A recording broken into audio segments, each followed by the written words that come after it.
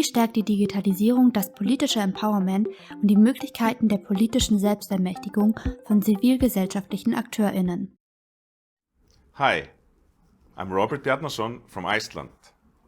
I'm happy to be here virtually, asking the question, how can digital democratic innovation strengthen democracy? I co-founded the non-profit Citizens Foundation in 2008 to help create better communities with democratic innovation. We connect governments and citizens with open source online platforms.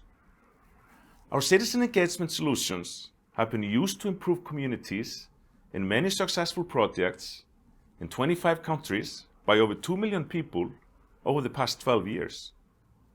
Our partners include Reykjavik City, where our Better Reykjavik project since 2010 has over 35,000 registered users in a city with about 100,000 people on its voting registry. Better Reykjavik is growing every year, where citizens work with the city on participatory budgeting and policy crowdsourcing. We also work with the Scottish Parliament, the World Bank, City of Vienna, and many others. In our experience, citizens need to be actively heard by their governments when they voice their ideas and disagreements. Even if they don't get everything they wish for, they're still being heard, which encourages them to positively engage in democracy.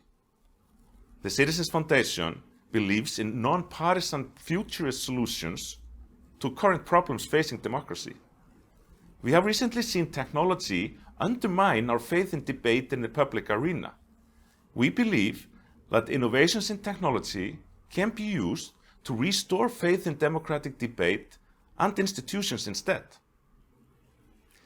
We have innovated a deliberation system that makes it impractical to argue and is optimized for constructive debate, which we can do as our platforms have no advertisements.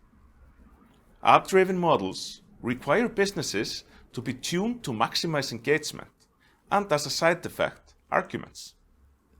Citizens using our platforms are nudged into evaluating ideas rather than commenting on them. Minority and majority views have equal weight, which helps facilitate consensus and bring people out of their echo chambers. The future is bright for digital democratic innovation, but there are some dangers. For example, we don't want the digital transformation of democracy to also mean the privatization of our democratic infrastructure.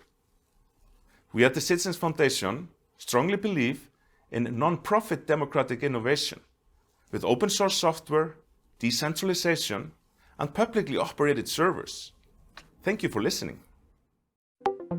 Wie wichtig ist die digitale Beteiligung der Zivilgesellschaft bei der Bewältigung der Herausforderungen des städtischen Wandels, vor denen Reykjavik derzeit steht? Hallo und guten Tag aus Reykjavik, Island. My name is Sigurlaug Anna and I work as a democracy advisor for the City of Reykjavik's Human Rights and Democracy Office here at the City Hall of Reykjavik. We are very proud of our digital democratic platforms, who all in one way or another affect urban planning.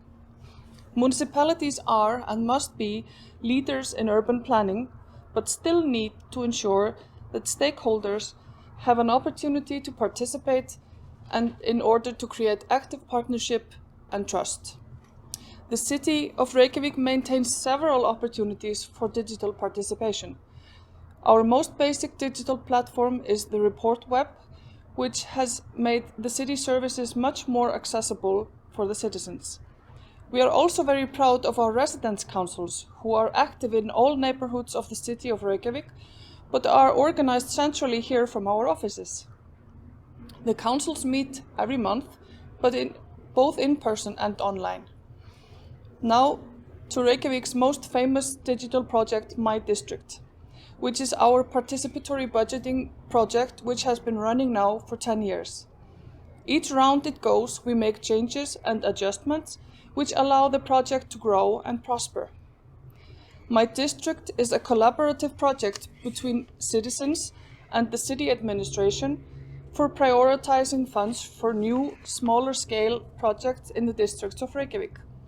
It is operated on the Better Reykjavik platform, which also serves as a platform for open online consultation for various subjects. This year, we received 1,300 ideas, and after last month's elections, 111 of those ideas will be implemented and executed next year for the value of 5.6 million euros. All of our digital processes are supported by a very strong personal presence where we simultaneously visit various establishments of the city and engage in conversations and form relationships throughout the city.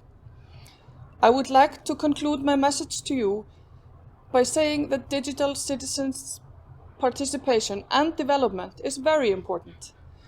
I would also like to say that the preconditions for success of all of our processes is a strong commitment from the city politicians and the administration, as all our projects need resources and to be operated effectively. We need good platforms, but we also need qualified professionals to engage in the democratic processes. I wish you a very productive day discussing digital democracy development. Thank you and goodbye from Reykjavik. Wie wichtig ist die digitale Beteiligung der Zivilgesellschaft bei der Bewältigung der Herausforderungen des städtischen Wandels, für den Helsinki derzeit steht? Hello, my name is Kirsi Verkka and I'm working as a development manager in the city of Helsinki. Helsinki is a growing city and I think that the digital participation methods are an excellent way for the city to get to know about the needs of the citizens and also to have a dialogue of how to develop city's own services. We have just recently finished our second round of participatory budgeting, and it is obvious that the people living in Helsinki are very keen on developing the biodiversity and climate actions in Helsinki. We could see also the impact of the corona situation at the moment because many of the proposals that got voted are connected to how to have better recreational areas and how to do physical exercises just outside. But there are also some interesting proposals that are more like bubbling under. For example, one proposal was that in schools we should have more seminars about the sexual minorities. And I think that is also a theme that is very interesting, and obviously it's also meaningful for the citizens in Helsinki. I think that the participation is also a feeling. It's a feeling of belonging somewhere. It's a feeling of doing something meaningful in my life. It's a feeling of being needed. And I think we should also develop our digital participation tools so that they would maybe help people to find communities where they could do meaningful things, or in a way that they could also enhance the feeling of belonging. That would be a very important thing when we are also willing to improve the social cohesion in the city. And that would be maybe a way that we should think more when we are developing our digital tools in coming future. Thank you very much. In welcher Weise wird die Digitalisierung vor dem Hintergrund der Schweizer Erfahrung mit E-Voting die Möglichkeiten politischer Mitentscheidung zukünftig beeinflussen? Mein Name ist Stefan Ziegler, ich bin Leiter Wahlen und Abstimmungen beim Statistischen Amt hier im Kanton Zürich. Wir sind verantwortlich für die Durchführung und Vorbereitung von Wahlen und Abstimmungen im Kanton und den Vollzug der politischen Rechte insgesamt. Nun, die Auswirkungen der ganzen E-Voting-Debatte auf die politische Partizipation im weiteren Sinne. Einerseits zumindest, das haben wir gesehen, dass die ganze Sicherheitsdebatte bei E-Voting, auch die Sensibilität bei den Behörden zum Thema Einsatz von Software generell, also gerade im politischen Bereich. Stimmregister sind ja auch schon Software im Einsatz bei der ganzen Wahl- und Abstimmungssoftware, das heißt Übermittlung, Ermittlung von Ergebnissen, dann auch Präsentation von Ergebnissen, dass da die ganze Sicherheitsdebatte mitschwingt, beziehungsweise in den nächsten Jahren hier auch Veränderungen anstehen. Stichwort Quellcode-Veröffentlichungen, Public Reviews, mehr Transparenz, mehr Nachvollziehbarkeit, besser, schnellere Open Government Data und so weiter. Das wird auf jeden Fall kommen, da bin ich überzeugt. Dann die größere Frage vielleicht noch zu politische Mitentscheidung beziehungsweise die Erfahrungen aus dem E-Voting-Bereich.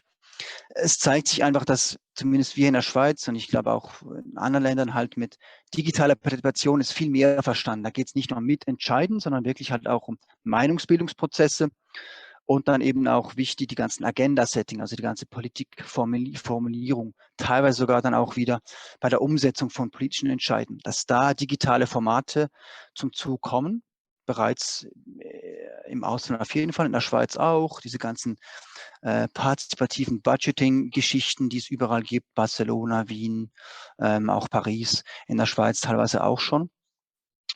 Und dass man aus meiner Sicht eine Erfahrung auch aus diesen Projekten, beziehungsweise aus der, sag ich mal, aus dem großen Fokus auf E-Voting daher rührt, dass man sieht, es geht nicht nur um digitale Partizipation an sich, sondern um hybride Formate. Also wie können digitale Formate und analoge Formate ineinander greifen oder sich teilweise sogar ergänzen.